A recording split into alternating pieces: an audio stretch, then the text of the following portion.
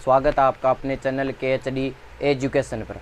आज हम पढ़ने वाले हैं राजस्थान की कला और संस्कृति, जिसमें हम पढ़ें लोक देवता के बारे में कि भाई लोक देवता क्या होते हैं। तो लोक देवता को देखें भाई लोक देवता होते क्या है।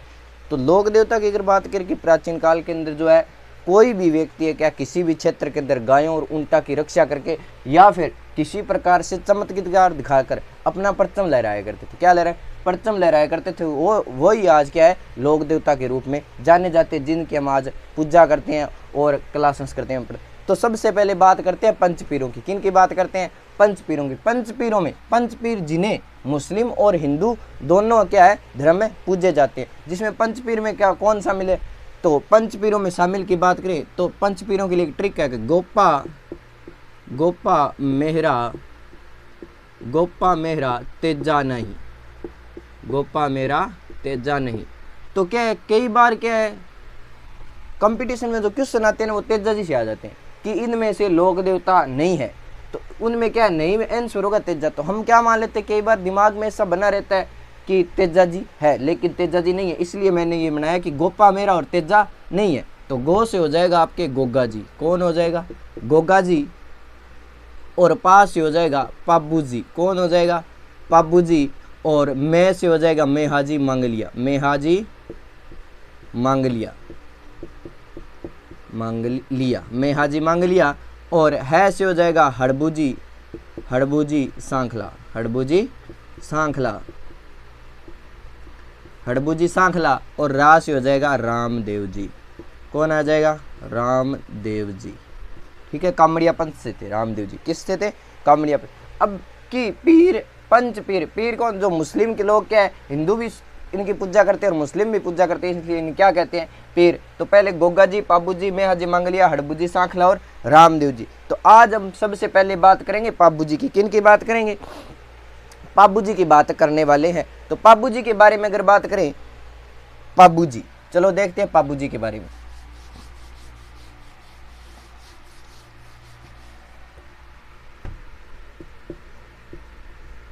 माना जाता है कि पाबू जी का जो जन्म है क्या है? जन्म है वो 1239 ईस्वी में। कब हुआ? 1239 ईस्वी में हुआ। 1239 ईस्वी में कोल्लूमंड कहाँ हुआ? कोल्लूमंड फलोदी जोधपुर में हुआ। कहाँ हुआ भाई? कोल्लूमंड फलोदी जोधपुर में, कोल्लूमंड फलोदी जोधपुर। और वर्तमान में ये जोधपुर की डेचू तहसील में। कहाँ है? डेचू तहसील में। और इनके जो पिताजी थे वो थे धनदल जी राठौड़, धनदल जी राठौड़। कौन थे? धनदल जी राठौड़। और माता थी इनकी, माता थी केमल दे। कौन थी भी? केमल दे। पहले मैं आपको पाबू जी के इतिहास के बारे में लेकर चलता हूँ। तो अगर मारवाड़ में राठौड़ वंश के संस्थापक की बात करें तो राव सिंह कौन थे? राठौड़ वंश के संस्थापक राव सिंह का एक पुत्र राव आस्थान, आगे उत्तराधिकारी बना राव आस्थान या राव अस्थान। उसके 5 पुत्र हुए, जिसमें एक था धादड़ और एक था धंदल। धंदल जो ये धंदल था ना, ये क्या थे? रामदेव जी के पिता थे। अब बात करते हैं रामदेव जी की कहानी के बारे में। तो रामदेव जी की अगर इतिहास की हम बात करें, पाबू जी के इतिहास की, रामदेव जी नाम आए। पाबू जी के अगर इतिहास की बात करें यानी धनदल जी राठौड़ की बात करते हैं। धनदल जी राठौड़, धनदल जी राठौड़ का जो विवाह है वो केमल दे से हो रखा था। किससे हो रखा था? केमल दे से हो रहा। अब धनदल जी राठौड़ का क्या है कि धनदल जी राठौड़ है वो शुभ मुहूर्त में जग जाया करते, यानी ब्रह्म मुहूर्त में जग जाया करते। ब्रह्म मुहूर्त का मतलब कि सुबह 3:30 या 4 बजे के आसपास जग जाया करते थे। और कोल्लूमंड में एक तालाब था इन कोल्लूमंड के पास, जिन तालाब का नाम है बादछेला तालाब। क्या नाम था? बादछेला तालाब। इस बादछेला तालाब के पास है वो धनदल जी राठौड़ है, वो हमेशा टहलने जाया करते थे या फिर घूमने जाया करते थे। कुछ दिनों तक घूमने गए तो उन्होंने वहाँ पर एक इस तालाब के किनारे एक स्वर्गलोक से अप्सरा आती। क्या आती? अप्सरा आती। और वो 3-4 दिन तो उस अप्सरा को देखते रहे। जैसे ही देखा अप्सरा को 4-5 दिन तो छुप कर देखा। उसके बाद क्या हुआ? मन में इच्छा हुई विवाह करने की। क्या करने की? मन, अब कोई भी अप्सरा को देखेगा तो मन में इच्छा होगी विवाह करने की। विवाह करने की इच्छा हुई तो धनदल जी राठौड़ है वो अप्सरा के पास गए। किसके पास गए? परी या अप्सरा के पास। अप्सरा के पास गए और बोले धांधल जी कि मुझे आपसे विवाह करना है। अब अचानक से परी ने धांधल जी इंसान को देखा तो डर गई। अब न तो धांधल जी ने चाय का पूछा न पानी का पूछा, सीधा प्रस्ताव किसका रख दिया, विवाह का। अब परी ने बोला कि ए तुच्छ मनुष्य, तू एक इंसान और पृथ्वी लोक पर रहने वाला, मैं स्वर्गलोक के साथ देवताओं के साथ रमण करने वाली एक परी, तू सोच भी कैसे सकता है कि मेरे से विवाह कर लेगा। अब परियों से पहले ऐसे ही प्रश्न सुनने पड़ते हैं, भी डांट सुननी पड़ती है सभी से। तो उसके बाद परी सोचने लगी कि ये सही मौका है, क्यों इंद्रलोक ने उसे धरती लोक पे रहने के लिए श्राप दे रखा था। परी ने सोचा कि आधा जीवन यहाँ व्यतीत हो जाएगा और आधा स्वर्गलोक में। बोली ठीक है, लेकिन मेरी 3 शर्तें हैं। क्या है कि विवाह तो कर लूंगी, लेकिन मेरी 3 क्या है शर्तें हैं। कि बोली 3 कौन कौन सी शर्तें हैं। धांधल जी बोले अब तो 3 क्या 300 शर्तें भी मंजूर। अब 3 क्या 300 शर्तें भी मंजूर है मुझे विवाह करनी। तो पहली शर्त बताई कि एक तो आप मुझे एक अकेला महल बना कर दोगे जो एक खंबे पर टिका होना चाहिए। क्या हो, एक खंबे पर टिका हो। दूसरी शर्त कि चलो डन, ठीक है बन जाएगा महल। दूसरी शर्त क्या, दूसरी बताई कि आप मेरी बिना अनुमति के महल में नहीं आओगे। क्या है भी कि बिना अनुमति के महल में नहीं आओगे। चलो ठीक है नहीं आएंगे। कि दूसरी बिना अनुमति के महल में नहीं आओगे। तीसरी कि मेरा भेद है आप किसी को नहीं दोगे, मेरा भेद किसी को नहीं दोगे, हो सके तो जो आपकी पूर्व पत्नी है कैमल दे को भी पता नहीं चलना चाहिए। धांधल जी बोले ये तो मैं भी चाहता हूँ, ठीक है नहीं करें। अब देखो कि कोई भी लड़का किसी लड़के के साथ अफेयर चल रहा होता है, वो और दूसरी के साथ चलने लग जाए तो वो चाहता है कि दूसरी को पता चले। यही बात थी कि कैमल दे को भी न पता चले। धांधल जी बोले ये तो मैं भी चाहता हूँ। अब विवाह हो गया। क्या हो गया, विवाह हो गया। अब विवाह आनंद में चल रहा है जीवन। कैमल दे से एक पुत्र का जन्म हुआ जिसका नाम था बुड्ढो जी। क्या नाम था, बुड्ढो जी। और एक पुत्री जन्मी जिसका नाम था पेमदे। क्या नाम था, पेमदे। और इस परी से एक पुत्र का जन्म हुआ जिसका नाम था पाबू जी। और एक पुत्री का जन्म हुआ जिसका नाम था सोहन दे। क्या नाम था भाई, सोहन दे। बड़ा जीवन है बहुत ही आनंद में चल रहा था। अब कहते हैं ना जब शर्तें टूटने वाली होती है तो सभी एक साथ टूटती है। क्या टूटने वाली होती है तो सभी एक साथ टूटती है, ठीक है। अब शर्तें क्या थी, टूटने वाली थी। इस कैमल दे को शक होने लगा धांधल जी पर। किस पर शक होने लगा, धांधल जी पर। क्यों कि महिलाओं का जन्म सिद्ध अधिकार है शक करना। शक होने लगा कि ये बंदा बदला सा कर रहा है। क्या लग रहा है कि बंदा है बदला सा लग रहा है, पता नहीं कहाँ जाता है सुबह सुबह, न खाना खाता है न कुछ और करता है। खाने के पूछती हूँ तो बोलता है खाना खा लिया। पास में न तो कोई होटल है न कोई ढाबा है न कोई रेस्टोरेंट है, पता नहीं खाना कहाँ तक है। अब कैमल दे ने सोचा कहीं दाल में काला है। क्या है, दाल में काला है, इसका पता मुझे लगाना होगा। अब सुबह सुबह ब्रह्म मुहूर्त में इसके पास जाया करते थे, परी के पास। फिर धांधल जी सोचने लगे मेरी पत्नी जो परी है वो मुझसे ही अनुमति का कहती है। क्यों, दूसरी शर्त थी ना अनुमति की। ये बोलते हैं ना कि जब शर्तें टूटने वाली होती है तो सभी साथ में टूटती है। कि मेरी पत्नी मुझे ही अनुमति के लिए कह रही है, क्या कारण है इसका। फिर धांधल जी सुबह सुबह 4 बजे के आसपास इस परी के महल में जा रहे थे। ये सोच कर गए कि आज बिना अनुमति के अंदर जाऊंगा। क्या, बिना अनुमति के अंदर जाऊंगा। और पीछे पीछे कौन, कैमल दे। इसको पता नहीं है धांधल जी मेरे पीछे कैलम दे है जो आ रही है। जैसे ही महल में पहुंचे तो बिना अनुमति के पहुंचे, तो आगे जैसे ही महल में घुसे तो अचानक से डर गए। क्या है, डर गए। और डरे कैसे, कोई डरावनी चीज देखते तभी डरते हैं। अचानक से देखा कि जो परी है अप्सरा है शेरनी के भेष में पाबू जी को शावक के रूप में दूध पिला रही थी। अब उस परी ने धांधल जी को महल में देखा तो अचानक से वो भी डर गई और अपने वास्तविक रूप में आई और बोली मैंने क्या कहा था तुम्हें, बिना अनुमति के मेरे महल के अंदर नहीं आना है। मैं अब एक पल भी यहाँ पे नहीं रहने वाली हूँ। इतने में किसकी एंट्री होती है, कैमल दे की। कैमल दे बोली अच्छा माजरा ये है, यहाँ दाल में काला नहीं है तो पूरी दाल ही काली है। फिर सोचा कि अब तो मेरा भेद भी खुल गया। क्यों भेद, यानी उसने कहा था ना भी किसी को नहीं बताना। अब दोनों अनुमति, दोनों शर्तें क्या टूट गई, बिना अनुमति के अंदर आए और भेद भी खुल गया। अब परी बोली मैं यहाँ 1 मिनट भी नहीं रहने वाली, मैं स्वर्गलोक जाऊंगी। फिर जैसे स्वर्गलोक जा रही होती है तो पाबू जी और सोहनदे रोने लग जाते हैं। फिर पाबू जी को बोला देख पाबू मैं तेरे को दूध तो पिला दिया लेकिन अपनी पीठ पर बैठकर खिला नहीं पाई। खिलाने का मतलब वो नहीं है जो भोजन खिलाना, यानी खेल खिलाना, खिला नहीं पाई। और मैं तुझे वचन देती हूँ कि इसी जन्म में मैं तेरे धरती पर आऊँगी और मैं तुझे अपनी पीठ पर खिलाऊँगी। इतना कहकर जो है परी स्वर्गलोक चली जाती है। स्वर्गलोक चली जाती है। फिर कैमल देश सोचती है, दोनों बच्चे रोए रोते हैं।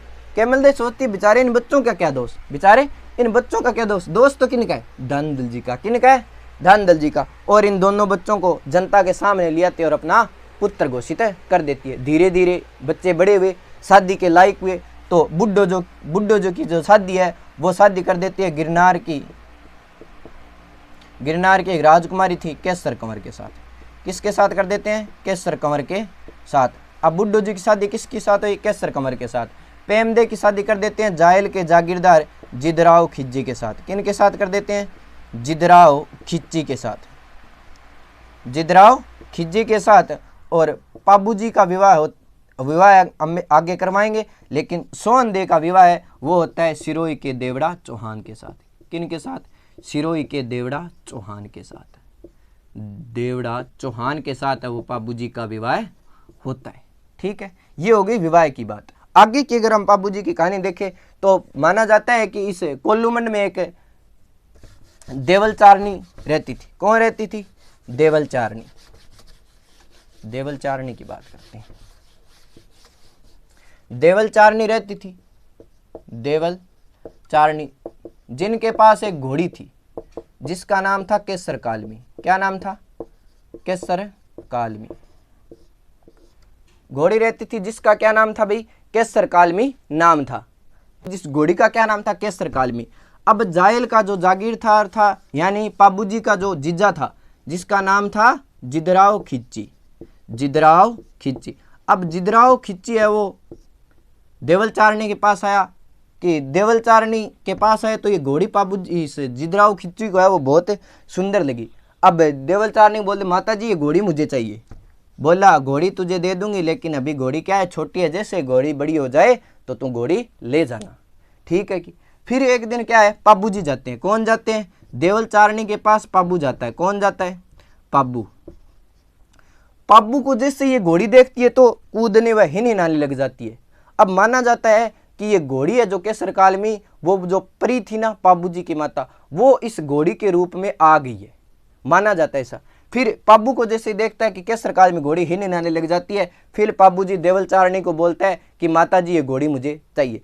अब देवलचारणी ने बोल दिया ये घोड़ी तो मैं तुझे नहीं दे सकती, ये घोड़ी मैं तुझे नहीं दे सकती, क्योंकि ये तेरे जीजा को मैंने पहले ही दे दी है। कि कोई बात नहीं है, दे दिए तो, लेकिन ये घोड़ी तो मुझे चाहिए। चाहे इस घोड़ी के लिए मैं ना आपकी गायों की रक्षा करूंगा, मैं आपकी गायों की रक्षा के लिए मेरा जो गर्दन है मैं आपके गिरवी रख कर जा रहा हूं। तो इतने में देवलचारणी मान जाती है, चलो दे देते हैं घोड़ी। अब घोड़ी देने पर पाबू जी और जिदराव खिज्जी के बीच क्या हो गए, मतभेद हो गए। जिदराव खिज्जी बोला पाबू घोड़ी दे दे, पाबू जी बोला नहीं दूंगा। पाबू घोड़ी दे दे, पाबू जी बोला नहीं दूंगा। इतने में दोनों के बीच क्या हो गए, मतभेद हो गए। अब सारे संबंध है वो कोल्लूमंड वालों से जिदराव खिज्जी है वो तोड़ देता है कि आज के बाद तू तेरा और मैं मेरा। यहां तक थी वो पेमदे को भी कोल्लूमंड नहीं आने देता है, अपने पेमदे को अपने पियर नहीं आने देता है। अब आगे की अगर बात करें तो एक बार पाबू जी है वो अमरकोट गए हुए थे। कहाँ गए हुए थे, अमरकोट।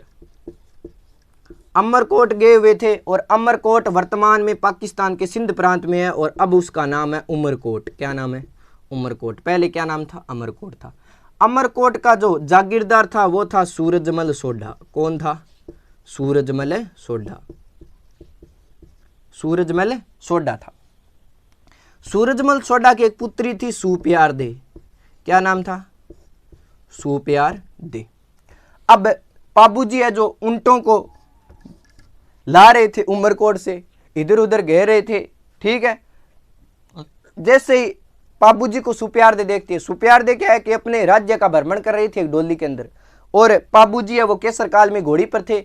और जैसे ही सुप्यार दे पाबू जी को देखती है, एक गठीले नौजवान, सुंदर सुशील नौजवान को देखती है, तो मन में इच्छा होती है कि इससे क्या करते हैं, विवाह करते हैं। और घर पर जाकर अपनी माता को बताती है। किसको बताती है, माता। और माता किसको बताती है, सूरजमल जी को। बोली कि हमारी लड़की को वो लड़का पसंद आ गया है और विवाह करते हैं। फिर सूरजमल सोढ़ा किसको बुलाते हैं, पाबू जी को अपने दरबार में बुलाते हैं कि हमारी जो पुत्री है, पुत्री को आप पसंद हो, हम क्या करना चाहते हैं, विवाह करवाना चाहते हैं। तो ये लो सगुन का नारियल। अब पाबू बोला ऐसे तो मैं सगुन का नारियल नहीं लूंगा, क्योंकि मेरी गर्दन तो पहले से क्या है, देवलचारनी के पास गिरवी छोड़िए। अगर आपकी पुत्री को विधवा होना है तो मेरे साथ विवाह कर ले। फिर सुप्यारदे बोली जिसका गर्दन खुद की नहीं हो सकती वो कभी मर नहीं सकता और उसकी पत्नी कभी विधवा हो नहीं सकती। तो चलो कि ठीक है, बाबूजी बोले कर लेंगे वह, लेकिन पहले तो मैं ये ऊँट है वो छोड़ कर आऊँगा कोलूमंड, वापिस आकर विवाह करेगी।